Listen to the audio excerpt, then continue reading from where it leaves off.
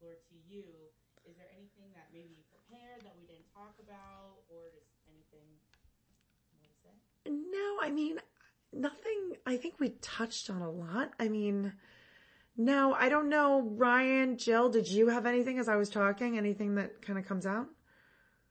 Yeah, I'm kind of curious if there's anything in your long career in financial services of like an inflection point or a point in time where you were like, things really changed here, or a challenge that you had, like some specific experience that you feel like was really impactful for you as you think about being a woman in finance and the things that you've been experiencing?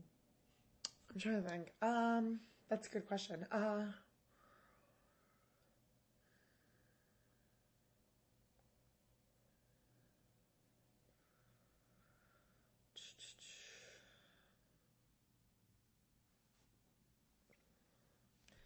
Trying to think. Or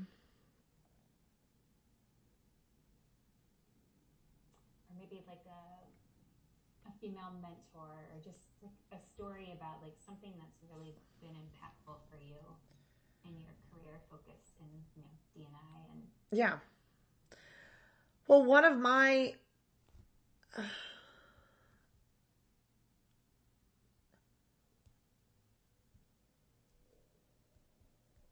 yeah, I mean, well, I could say, I mean, again, yeah, Deutsche went through a lot of changes within our equities business. And during the time we were, transitioning, we had gone through changes within our equities business. There was a lot of uncertainty, at the end of 2018 and into early 2019. Questions remain: who would have a job, who wouldn't, what was equities going to look like?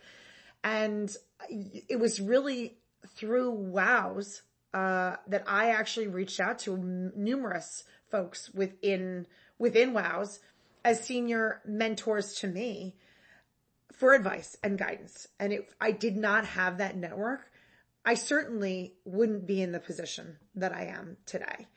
And that was something that it helped keep me grounded and positioned the way I am today. I'm extremely grateful for it.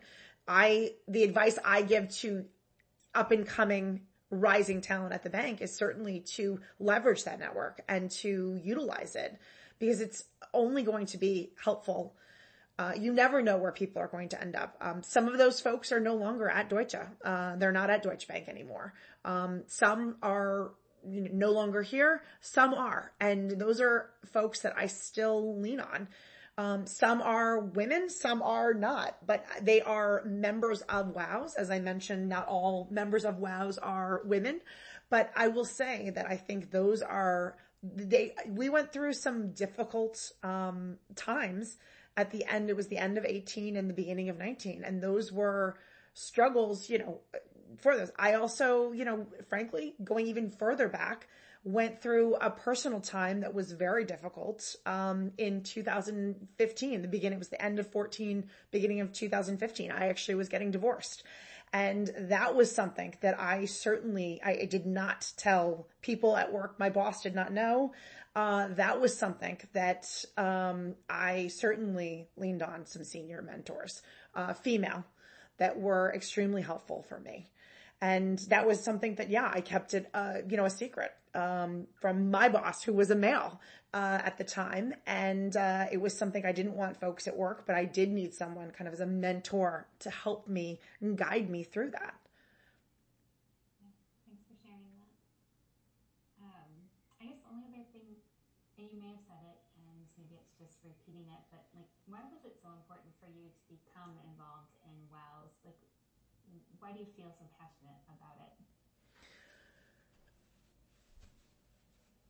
So, when I first got involved in WOWs, I was obviously much younger, much earlier in my career. And I really, I guess when I first, was interested and I just, kind of joined, it was two reasons really. And I've kind of, I can tell you kind of my kind of continued journey, but it was really one, I believed in the cause, which I still obviously, am extremely passionate. I believe at my core that women and men should be treated equally. I think there should be gender parity and gender equality. So that's my number one belief. And two, and I always tell people this, it's an amazing way to network. And to, again, if folks come to me and they, want to mentor or want to sponsor or things like that, it's an amazing way to meet, and network with others. It's a great way to connect with people, and, you meet people who are not necessarily just in your business. They may be in other businesses or in, a different floor, different, business line, business, division. They might have a different title than you, things like that. So I guess when I first got involved, I was interested in kind of helping to plan some of the events and to, really kind of roll up my sleeves and plan some of these women's events and help for the betterment of the firm. And that hasn't changed. My belief in making Deutsche Bank a better place is at my core. That's exactly what I want to continue to do. Now, obviously more kind of on the leadership helm, it's shifted my responsibilities, but I still guide folks towards when they're new and they want to kind of meet folks. It's an amazing way to just, going to an event here or there. Even if they go to 2 events a year, they're going to expand their network, exponentially. And it's at the drop of a hat. It's just showing up to an event. It could be a coffee. It can be a drink event. And it's just showing up. It's very easy. It's not planning anything. They could just show up. So it's those simple kind of events. But I think those are kind of, the reasons that I would kind of leave. But I don't think there should be a difference that if you're, wearing a skirt or wearing a pair of slacks, there shouldn't be any difference in how one is treated. Yeah, 100%. Cool. Thank you, Katie. That's all I have, Shannon. Okay. Well, that's all we have for you. So the interview portion is done. Perfect. Now what's going to happen is I'm going to stop recording. Recording stopped. Okay. And then Ryan's going to take over. Good job. Thanks. I feel like you're probably going to have to cut a lot of that. Why I'm here. All right. Now, my only issue is I did throw out the